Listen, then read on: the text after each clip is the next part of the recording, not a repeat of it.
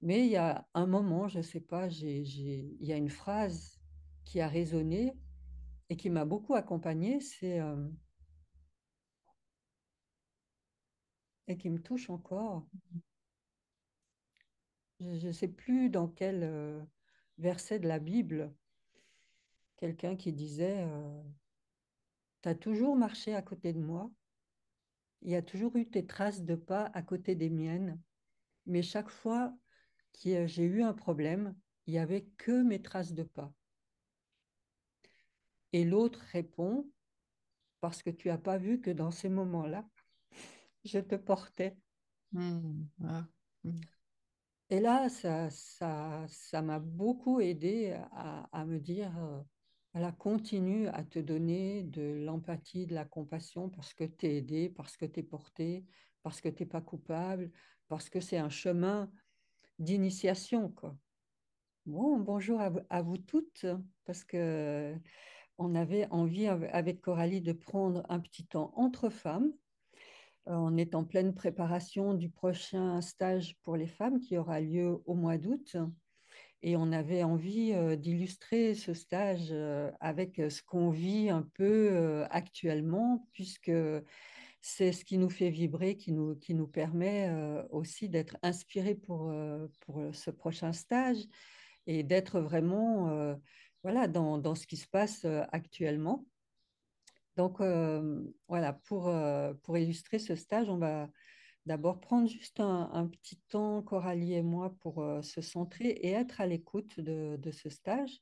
Ça va permettre aussi de vous montrer comment le focusing fait partie de notre vie et comment on l'utilise dans tous les aspects, que ce soit juste pour aller voir ce qui nous touche, faire une conférence, être inspiré pour un texte. Donc voilà, on est au cœur du sujet. Donc, on est ensemble là et on va prendre ce petit temps.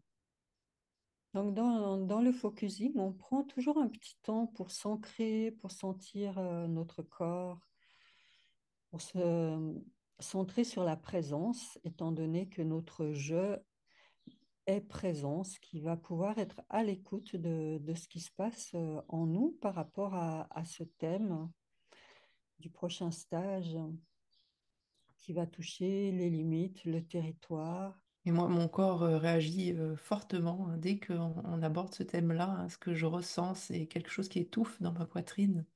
Mm, C'est une sensation que je connais très bien et qui me relie à le fait de m'être incarnée dans une famille où je me sentais profondément seule, différente, incomprise et où j'ai dû m'adapter, m'ajuster en permanence. Bon, je sais aujourd'hui que cette famille, voilà, j'étais là pour aussi la faire bouger. Et en même temps, petite fille, ça a été très souffrant parce que je vois que du coup, cette notion de limite, elle a été bafouée. J'ai tellement dû, en tant que petite fille, m'adapter parce que quand on est enfant, ben, on s'adapte pour être en mode survie, en fait. mm, J'ai tellement dû m'adapter à quelque chose qui ne me convenait pas, ne me correspondait pas, ne me comprenait pas, que c'est comme si en grandissant adulte, justement, mes propres limites, j'avais dû comme les reconstruire, les retrouver en fonction de qui je suis, et je chemine encore avec ça aujourd'hui, mm, parce que ça n'a pas été respecté dans mon enfance, ça n'a pas été compris, entendu. Et bon, c'est pas de la faute de mes parents, c'est le contexte qui est comme ça. mm, Et du coup, je me suis construite en manquant de limites, en fait. Et ça fait vraiment le lien avec qui est-ce qui met des limites en nous? C'est notre partie masculine, que nous soyons hommes ou femmes.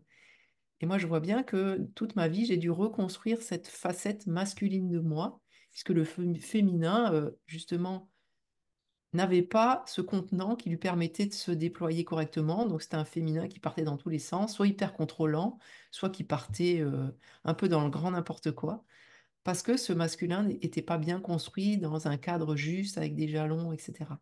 Je mm, sens que ça parle vraiment de tout mon cheminement intérieur, cette notion-là. mm. Oui, et toi, tu parles du manque de limites, alors que moi, dans mon éducation, les limites, elles étaient vraiment très, très étroites. J'avais pas d'espace. Et c'était comme s'il fallait vraiment que je rentre dans un moule qui était trop petit pour moi.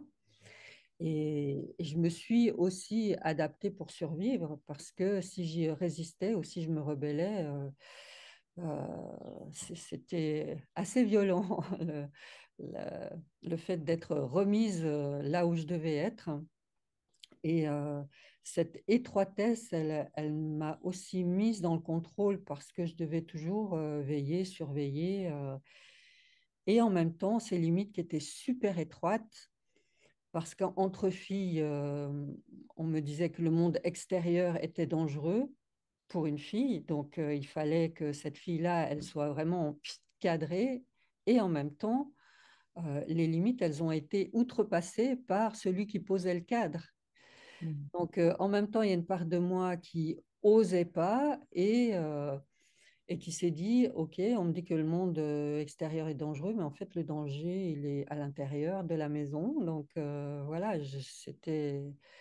c'était vraiment difficile de savoir où était la juste limite. Et je me suis aperçue que pendant longtemps, je me limitais moi-même après. Je m'interdisais beaucoup de choses. Et il a fallu vraiment que je quitte la maison et que je quitte même mon pays pour me donner de l'espace et explorer, expérimenter la vie, mais avec des peurs immenses, quoi. Parce que je savais pas comment m'y prendre. Et ça, c'est comme si tout avait explosé d'un coup et c'était vraiment rude après de re- reconstruire ce qui était juste pour moi, quoi. Alors, moi, c'est dans mon ventre que ça se passe, dans mon plexus solaire, ça réveille voilà, cette histoire de territoire, d'être dans la justesse. Euh, et c'est encore en chemin, même si c'est plus apaisé, c'est encore et toujours en chemin. Parce que j'ai l'impression que c'est aussi une question de conscience. Et si je suis alignée avec moi et que j'écoute ce qui est juste pour moi, voilà, je vais oser poser les choses calmement. Mais tant que je ne sais pas et que je ne suis pas encore alignée, je ne sais pas. Donc, je peux me laisser envahir à certains moments et puis réajuster plus tard. Ça se cherche un peu, cette histoire de territoire et de limites. Je ne sais pas comment c'est pour toi, si ça résonne ou... Ouais, je me rends compte quand tu dis, en fait, toi, tu avais trop de cadres. Moi, je pense qu'il y avait les deux plans. C'est-à-dire qu'il y avait un plan qui manquait vraiment de jalons pour me construire et un autre plan hyper contrôlant. Tu vois, il y avait les deux. Et c'est comme si ça rend un peu, je sais pas, ça rend un peu schizophrène, quoi, parce qu'il y avait un méga contrôle sur un plan. Hmm, Et sur un autre, on m'a laissé faire des choses adolescentes où je me suis mise en danger, si tu veux. Il aurait dû y avoir mon père qui me dit non, ça, c'est pas juste. Et ça n'a pas eu lieu, ça. ah ouais, hmm, Ouais, ouais. Donc c'est comme si on pouvait vivre les deux, c'est-à-dire des espaces avec très contrôlants et d'autres espaces qui manquent. Bah, c'est ça, c'est que les limites sont pas claires en fait, elles sont pas placées au hmm, juste endroit en fait. hmm, Et, et moi du coup l'abus que j'ai vécu enfant en fait, ce qui m'a touchée, c'est que j'ai vu que ça partait d'une part curieuse de petit enfant en fait. C'est comme si l'enfant curieux, elle voit qu'il se passe un truc, elle va voir ce qui se passe. Et c'est là qu'elle se retrouve dans une situation qui n'est pas juste pour elle. Et c'est comme si, du coup, ça remettait en cause parce que derrière, cette petite fille, elle n'a pas pu, elle n'a pas pu l'exprimer. Donc, il y a hmm, quelque chose de l'expression qui s'est bloqué aussi. hmm, Donc, l'expression dans le sens curiosité aussi, tu vois, qui s'est bloquée parce que je suis curieuse en tant qu'enfant et je me retrouve dans une situation qui n'est pas juste, qui n'est hmm, pas OK du tout. hmm, Et en même temps, je ne peux pas en parler avec quelqu'un. Et du coup, il y a tout ce processus intérieur et probablement que ces bouffées de chaleur que j'ai depuis 10 ans, elles sont pas que liées, parce que je veux dire, je pense que les hormones maintenant, elles sont stabilisées après 10 ans voilà, de ménopausée. Mais il se passe autre chose, comme une friction intérieure en fait en moi entre être vraiment juste avec moi-même et pouvoir l'exprimer. Et c'est comme il y a vraiment une chape qui est aussi liée hein, à tout le transgénérationnel. Hein. Je l'ai vu aussi, hein, quand on écoute, on voit, on peut voir que ce qui, en focusing, on le voit aussi, hein, ce qui nous appartient, et puis ce qu'on voit qu'il y a quelque chose, des choses qui se passent aussi dans la lignée. hmm, Et dans tout le transgénérationnel, il y a une interdiction de recevoir dans la justesse, d'être en lien avec juste recevoir quand on nous offre quelque chose. C'est comme si ça se faisait pas, quoi. Il fallait toujours avoir une apparence de on a une bonne façade, etc. Et tout ça, en fait, enfin, en moi, je vois que c'est lié, et puis ça se dénoue tout doucement. Et dans aussi exprimer finalement ce qui est juste pour moi, exprimer ce qui est bon, et justement dire oui et dire non. Parce que quand on dit non, en fait, on dit oui. C'est la même facette de la pièce, dire oui ou non, mais dire quelque chose. Ouais, parce que quand je dis non, je dis oui à quelque chose qui est juste pour moi. Oui, c'est Et ça. donc, c'est important d'être dans cette dynamique de cet équilibre intérieur. Je dis non à cette situation parce que je sens qu'au fond, c'est pas juste pour moi. Donc, je dis pas non à l'autre. Je dis non à la situation ou à la problématique parce que je dis oui. Je dis un grand oui à ce qui est bon pour moi. Oui, et ça, c'est super important. Sinon, on se nie en permanence. Donc, forcément, ça amène après de l'agressivité ou une image de soi qui est vraiment dévalorisée. Et dans mon histoire, l'abus, c'est quand j'ai osé me rebeller et dire à mon père, oui, mais de toute façon, tu dis toujours non, tu m'empêches de vivre. Et là, ça l'a mis dans une fureur, mais alors vraiment. Et en même temps que je recevais toute sa violence, ben, il a outrepassé les limites et profité de moi à ce moment-là. Et il y a tout un pan à l'intérieur de moi qui s'est juste effondré. Il y a quelque chose. Voilà, je me suis vue, j'étais presque à genoux là comme ça, et je me suis vue comme quelque chose à l'intérieur de moi qui s'effondrait. Et la phrase que j'oublierai jamais, c'est de toute façon, je ne suis qu'une serpillière sur laquelle tout le monde peut s'essuyer les pieds. Mhm. Et après, pendant mes années de psycho, en même temps je travaillais sur moi, il y a un moment où j'ai réalisé que j'étais juste en train d'essayer de nettoyer cette serpillière alors que je n'étais pas ça, quoi. Mhm. Et là, les choses se sont transformées. Mais voilà, oser dire non, oser dire à l'autre, mais de toute façon, tu dis toujours non, c'est juste pas possible. Et oser se rebeller, oh, ça m'a coûté cher. Donc après, oser dire non et oser dire mon désaccord, waouh, ça a été impossible, je pense, jusqu'à l'âge de 35 ans par là. Mhm. Il a Ouais, c'est fallu. ça. Et dans ta vie, il y a eu cet écho-là extrêmement fort. Ouais. Moi, ça me touche parce qu'on voit bien que ce sur quoi on chemine en tant que femme aussi, c'est aujourd'hui, on n'a plus besoin de dire oui quand au fond, ça dit non, parce que dans la société telle qu'on est, on Mm. n'est plus au Moyen Âge, hein, et on n'a plus besoin d'être en sécurité dans une espèce de loyauté familiale. C'est plus le cas aujourd'hui. Et ça, mais ça vibre en nous, mais d'une puissance. Mais C'est comme oui. si toi, tu avais vécu ça en écho dans cette vie-là, et moi aussi.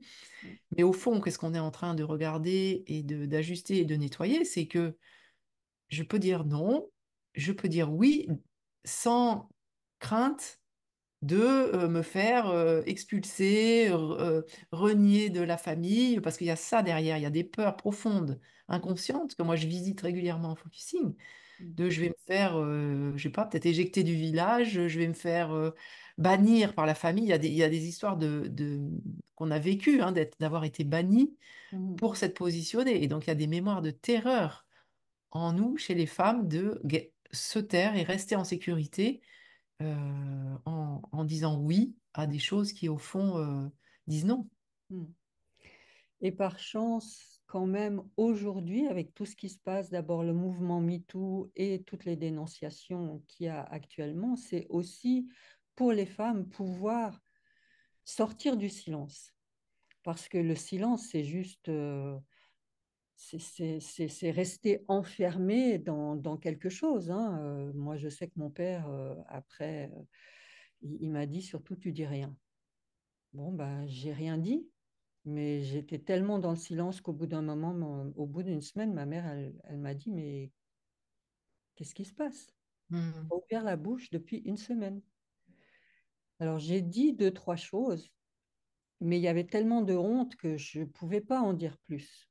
Donc voilà, elle a essayé de mettre une sorte de protection et je vois à quel point le silence, ça alimente des terreurs intérieures, des peurs et arriver à se sortir de ce silence Mm. pour oser dire un petit oui, c'est une montagne à gravir. Ouais.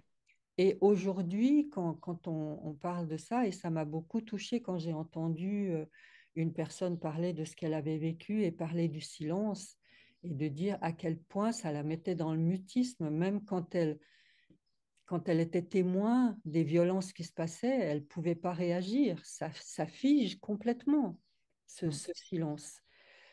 Et moi, ce qui m'a fait aussi rester dans le silence, c'est que je me suis dit, mais je ne vais pas pouvoir parler parce que personne ne m'écoutera. Je vais me faire accuser de détruire la famille, de raconter des mensonges, parce que Mm. c'est aussi ce qui se passait pour les personnes qui essayaient de sortir du silence. Donc, c'était vraiment un moyen de sauver sa peau, de dire, bah, je Mm. reste dans le silence, mais tout se fige à l'intérieur, tout se ferme, et après, ça devient une énorme carapace. Ouais, quand je t'entends, du coup, moi, je me rends compte que, en fait, moi, je me suis rendu compte de cet abus à un premier stage de focusing que j'ai fait, j'avais 40 ans, hein, c'est-à-dire que ça s'est passé à 5 6 ans dans mes perceptions. Entre-temps, ça a été refoulé, comme tu le dis, mais tellement profondément que finalement, après, j'ai vu certaines attitudes dans ma vie qui, le fil conducteur, il ramenait à ça. Mais au fond, j'avais aucune info jusqu'à ce que je me reconnecte à ce moment-là par l'écoute intérieure. Et c'est mon corps là qui m'a montré vraiment, hein. Mhm, C'était vraiment dans le ventre, c'était. Et puis mon mental disait non, mais tu te racontes des salades. Forcément, ça a douté, puisque pendant 35 40 ans, ça avait été complètement enfoui. mhm, Et du coup, il y a vraiment ça. Et j'ai été marquée au dernier stage, au dernier cercle de soins qu'on a animé. Il y a deux personnes qui ne pouvaient pas mettre en mots ce qu'elles avaient vécu. Mais comme tu le dis, c'était vraiment étonnant. Tous les faits étaient là, elles décrivaient. mhm, Et c'était deux situations différentes. Mais il y en a une, il a fallu 10 minutes pour qu'elle puisse dire, j'ai été violée. mhm, mhm, C'est-à-dire que c'était pas possible de mettre ce mot dessus. Et je vois, hein, du coup, la chape qu'il y a de mettre en mots.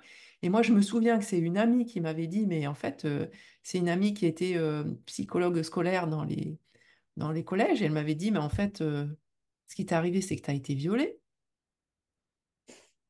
Et je vois bien que je suis restée un peu un moment béate en me disant, c'est comme si le mot, même le mot, il n'arrivait pas à rentrer dans mes sensations.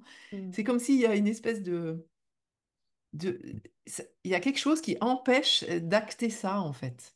mhm, Et c'est vraiment étonnant. Et je l'ai vu encore là, au dernier stage, et je me dis, mais c'est impressionnant à quel point notre inconscient bloque et même refuse mhm. de juste mettre le mot juste. C'est ça qui s'est passé, c'est comme ça que ça s'appelle, c'est dans le dictionnaire, hein.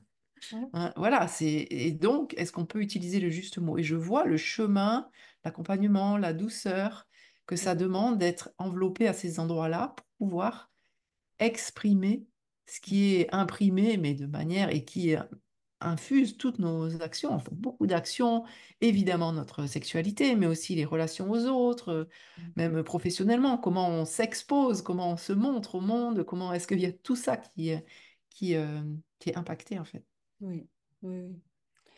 Et je pense que la sidération qu'on a vécue au moment de l'acte, déjà, elle fige quelque chose à l'intérieur de nous. Ensuite, la honte vient encore mettre une barrière et le silence, parce que c'est juste incroyable. Et ça enferme. Moi, ce que j'ai observé, c'est que ça m'a enfermée dans une sorte de victimite. Mm. C'est-à-dire, j'ai été victime, donc j'attends que le monde extérieur fasse le job, me respecte, m'écoute, Mm. etc. Parce que moi, je suis dans cette incapacité. Et en fait, je me suis aperçue que la victimisation, c'est comme une nouvelle identité. Ouais, super important ce que tu dis. Mm. Et c'est en lisant un livre de François Roustan qui, bon, c'était sur l'hypnose, mais en fait, dans les premières pages, il a parlé justement de cette identité de victime qui fait comme un écran dans lequel derrière une part de nous se cache Mm.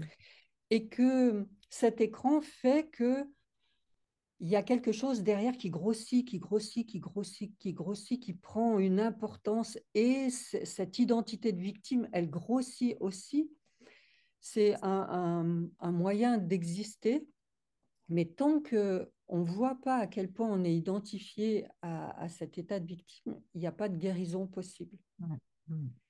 Et moi, ça a été un électrochoc parce que je me suis dit, mais voilà, c'est ça. Ça fait des années que j'entretiens ce personnage de victime. Alors certes, j'ai osé parler avec mon thérapeute parce que ben, il y avait suffisamment de sécurité pour le faire. J'ai osé aller regarder certains aspects, etc. Mais ça reste encore dans mon mental. Et en fait, j'ai alimenté ça, quoi. Ça me rendait bien service quelque part de me cacher derrière ça. Et puis, c'est vrai que quand on a cette attitude-là, du coup, on attire, hein, puisque Voilà, quand on vibre, je suis une victime, on écrit là sur notre t-shirt, sur notre fond, la vie, ben, on attire des gens qui sont soit sauveurs, soit bourreaux, en fait, hein. voilà, Et donc, c'est vraiment dans ce que tu dis, ce qui est super important, c'est que oui, j'ai vécu ça, et c'est important de mettre des mots, le reconnaître, s'offrir de la douceur. Et c'est pas suffisant.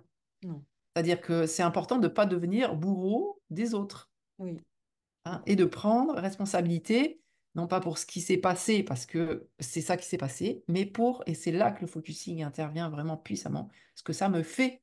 Qu'est-ce que ça me fait d'avoir vécu ça?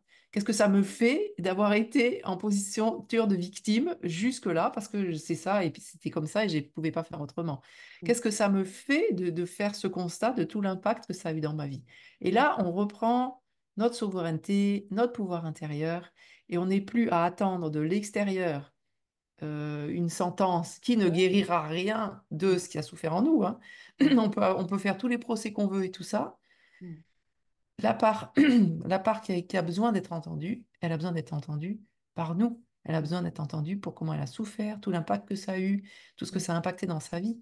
C'est ça qui est guérissant et c'est à cet endroit que nous, on, on propose d'être à l'écoute, en fait. et de se donner à soi cette douceur, parce que certes, j'ai pas pu faire autrement. Voilà, ok, j'ai pas parlé, ok, j'étais le bourreau de moi-même et le bourreau des autres peut-être. Ok, j'ai attiré des situations à moi, mais c'est important de pouvoir aller à l'écoute de cette part qui a souffert avec toute notre empathie, toute notre compassion pour qu'il y ait quelque chose. Moi, ça m'a aidé à me redonner cette souveraineté parce que même avec mon thérapeute, quand j'entendais sa bienveillance, ça ne me touchait pas. Mm. Mais le fait d'entrer vraiment moi-même en relation avec cette part-là, d'être avec elle, de lui parler, de l'entendre, de reformuler, etc., avec vraiment beaucoup de douceur et de compassion et d'empathie, il y a quelque chose en moi qui a pu se défiger, qui a pu fondre, qui a pu entrer dans l'émotion, et se pardonner. Mm. Même si je ne peux pas pardonner à l'autre parce que c'est pas excusable, bah ok, c'est pas excusable. Mais je peux me pardonner à moi et être en paix avec moi. Et du coup, il y a quelque chose qui se met en paix avec l'autre. Mm. Voilà. Bon, ok, il n'a pas pu faire autrement. En l'occurrence, ben, mon père.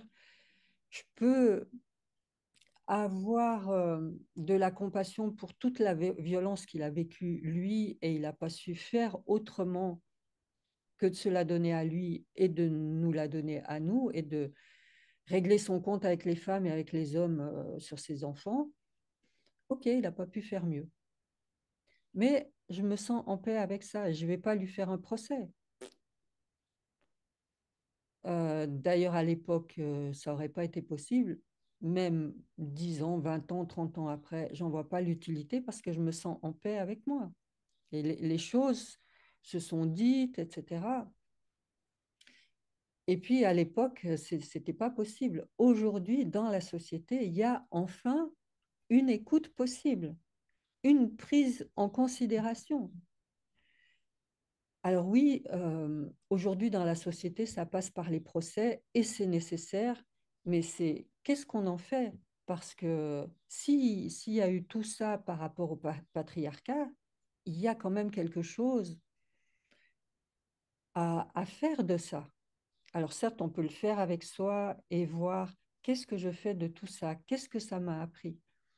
Et moi, en tout cas, ce que ça m'a appris, c'est que j'ai pu animer mes stages à partir de mon expérience et aider les autres à se réconcilier avec eux-mêmes. Non pas en leur disant oui, il faut faire un procès, non. Va déjà voir ce qui se passe pour toi. Alors certes, aujourd'hui, je trouve intéressant qu'on puisse en parler et qu'on puisse faire un procès, mais moi, ce qui m'intéresserait, c'est comment on va transformer les choses, avec quels outils, qu'est-ce qu'on peut faire, parce qu'apparemment, le patriarcat est allé au bout de toute tout l'aspect sordide et négatif. Maintenant, comment on rétablit les choses? Et c'est ça qui est intéressant aujourd'hui. Et je vois que du coup, notre manière de se protéger de ça, ça a été de mettre du contrôle en fait. Et Oui. donc, c'est bien les deux faces de la pièce, c'est-à-dire que oui, il y a eu ça, il y a eu tous ces abus du patriarcat, et en même temps, du coup, le féminin s'est mis dans un hyper-contrôle en fait. Mm, Et donc, si chacun fait pas son boulot de chaque côté de la pièce, en fait, ça reste déséquilibré. mm. Donc, oui, moi, j'ai été une femme contrôlante, oui, comme ma mère. Oui. J'ai été une femme contrôlante, oui, et j'ai vu pourquoi est-ce que j'ai mis en place ce contrôle, parce que justement, en moi, comme tu témoignais aussi tout à l'heure, les limites étaient pas claires, étaient floues, etc. Donc j'ai dû essayer de me construire avec quelque chose et de faire du mieux que je peux. Mm, Et si on fait pas, voilà, tout ce processus de reconnaître ce qui s'est passé, le nommer, le dire, et en même temps prendre soin de soi offrir de l'empathie aux parts de nous qui ont tellement souffert, etc., on fait qu'une face de la pièce et c'est pas équilibré, quoi. Et donc, nous, c'est vraiment notre proposition que chacun prenne ses responsabilités. À chaque moment dans nos vies, on fait du mieux qu'on peut, même dans des moments terribles où on fait vraiment des trucs pas terribles. mm, On fait du mieux qu'on peut et donc de se reconnaître en tant qu'être humain. On est dans pour moi, une société en chemin où on est en train de rééquilibrer cette notion de masculin et féminin. C'est pour ça que ça travaille aussi fort, mais ça mhm, travaille dehors comme ça travaille dedans. Et si chacune, on fait un petit bout de chemin, ben on soutient aussi le processus qui est en route dans la société. Enfin, c'est vraiment ma croyance, hein. mm. Et ce qui est important aussi, quand on fait ce chemin vers soi, c'est qu'en tant que femme, on va pouvoir parler de ça avec quelque chose qui est posé, parce que dans les discours que je peux entendre de certaines femmes, j'entends beaucoup de colère. Et le- c'est comme si toute la colère par rapport au masculin, là, était comme mis à nu. Et il y a quand même quelque chose qui est super important, c'est que dans notre cerveau, on a des neurones miroirs. C'est-à-dire que pour pouvoir voir ce qui se passe à l'extérieur, dans mon cerveau, il se passe la même chose. C'est-à-dire que toi, si tu lèves les bras, tu fais des gestes et tout, dans mon cerveau, ça fait la même chose, sauf que je ne suis pas en train de les faire. Si on vit un viol ou des violences, dans notre cerveau, c'est comme si nous, on l'avait fait aussi. Donc le fait de travailler sur soi, ça permet de dégoupiller cette grenade parce que si ce qu'on a vécu, on n'a pas envie de le faire aux autres, on va lutter contre quelque chose qui va nous mettre sous tension. Mm, Ou alors, on va le faire subir aux autres à notre tour. mm, Et en même temps, je me rends compte que même si on ne veut pas le faire subir aux autres et qu'on est en contrôle, justement, mm. peut-être par nos mots, on peut entrer aussi dans une certaine violence. Ça sort forcément d'une forme ou une autre, ou alors on s'autodétruit par des maladies, des symptômes intenses, etc. Mais c'est là, donc ça apparaît. Notre corps, il a besoin de le réguler. Mm. Et je pense que c'est très important pour les femmes parce qu'on porte aussi une colère contre le masculin qui est séculaire et qui n'est pas que dans l'abus. Il y a eu plein de choses qui ont fait que les femmes ont été dans une sorte de soumission et ne pouvaient rien dire. Et aujourd'hui, ça se dit, mais ça se dit parfois avec une virulence extrême que je trouve vraiment très agressive aussi, hein, comme si on est en train de régler des comptes mm, et de faire la guerre pour avoir la paix. mm, Ça me heurte aussi mm, et ça me met dans l'insécurité mm, parce que je trouve que la violence des hommes est violente, mais la violence des femmes, c'est mm, parfois encore pire mm. parce Ouais. que ça peut être en plus sournois. Ça va pas forcément être dans les gestes, mais ça va être dans les attitudes, ça va être dans les mots. Moi, j'ai pu subir la violence de ma mère parfois ou d'autres femmes. Waouh, c'est à travers les mots, mais c'est des coups de poing. Mais Mm, c'est donc voilà. Pour moi, ce qui est important et qui me sécuriserait vraiment dans ce qui est en train de se passer aujourd'hui, qui est mis en lumière, c'est cette responsabilité de s'amener vraiment à soi, ça commence par soi, hein. Vraiment, c'est cette empathie, cette écoute pour pouvoir parler des choses, voilà, d'une manière qui soit constructive. Parce qu'on ne peut pas s'arrêter au procès et à la justice. C'est une partie du puzzle, mm, mais qu'est-ce qu'on en fait après? mm, Comment on se reconstruit avec tout ça, autant en tant qu'homme qu'en tant que femme, parce qu'il y a aussi des hommes qui ont subi des violences, hein, et qui commencent à en parler aussi. mm, Donc, on est tous concernés. ouais, mm, mm, Et, et je vois que c'est un travail de longue haleine. Et quand parfois j'en voyais plus le bout et que j'avais l'impression que chaque fois je revenais sur le truc et je revenais encore sur l'histoire, je me disais, mais c'est jamais fini. Et du coup, ça usait un peu mon empathie, ma compassion, mm, sauf que bah, j'allais dans des couches toujours plus profondes, quoi. Mais il y a un moment, je ne sais pas, il y a une phrase qui a résonné et qui m'a beaucoup accompagnée, et qui me touche encore. Je ne sais plus dans quel verset de la Bible, quelqu'un qui disait, tu as toujours marché à côté de moi, il y a toujours eu tes traces de pas à côté des miennes. Mais chaque fois que j'ai eu un problème, il n'y avait que mes traces de pas. Et l'autre répond, parce que tu n'as pas vu que dans ces moments-là, je te portais. mm, ah, mm, Et là, ça m'a beaucoup aidé à me dire, voilà, continue à te donner de l'empathie, de la compassion, parce que tu es aidé, parce que tu es porté, parce que tu n'es pas coupable, parce que c'est un chemin d'initiation, quoi. C'est comme si le fait de vivre ça, ça demande encore plus de conscience, pas de contrôle, de conscience, mais c'est tellement proche, le contrôle et la conscience, que ben, on peut virer dans l'un, dans l'autre, et ça demande comme parfois de marcher sur un fil, mais ça réhabilite des choses en soi qui sont vraiment très, très mm, profondes. mm. Ouais, je pense que c'est important de souffrir de la douceur parce qu'on est en chemin et nous, on s'est incarné là dans cette vie-là avec ce qui se passe actuellement dans la société parce qu'on est là pour soutenir ce cheminement et que ça prendra plusieurs générations. Donc, nous mettons pas la pression. On va pas y arriver en 2 heures, on va pas y arriver en un stage. On va essayer de cheminer en douceur, de se donner les moyens, de trouver des espaces où on peut cheminer, même si on n'a pas vécu d'abus, on voit bien que cette notion de limite, de territoire, elle nous touche toutes en fait. Et donc, à plein d'endroits, parce que, au fond, ça parle d'est-ce que j'ose être moi-même et me montrer tel que je suis, dans ce qui est juste pour moi, et déployer juste mes élans profonds, plutôt que de me soumettre à des choses qui ne me conviennent plus. Et dans cette période, on est vraiment à cet endroit-là. Et ça parle aussi de ça dans ce chemin, intérieur. Et c'est vraiment ces sujets-là, quoi que vous ayez vécu, hein, il n'y a pas de, il n'y a pas de demande particulière, mais on va vraiment, pendant ce stage d'été, début août, cheminer sur ces notions de limite, de territoire, de Mm. quand je dis non, à quoi je dis oui, etc. Mm. Mm. Oui, en même temps de voir qu'il n'y a pas que l'abus physique ou sexuel, il y a aussi l'abus psychique.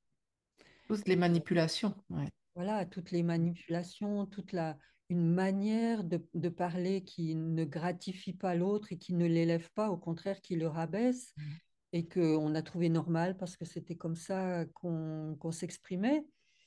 Et les choses évoluent, mais en attendant, bah, le jugement, la critique, la culpabilité, tout ça, ça fait partie aussi de quelque chose qui nous a impactés.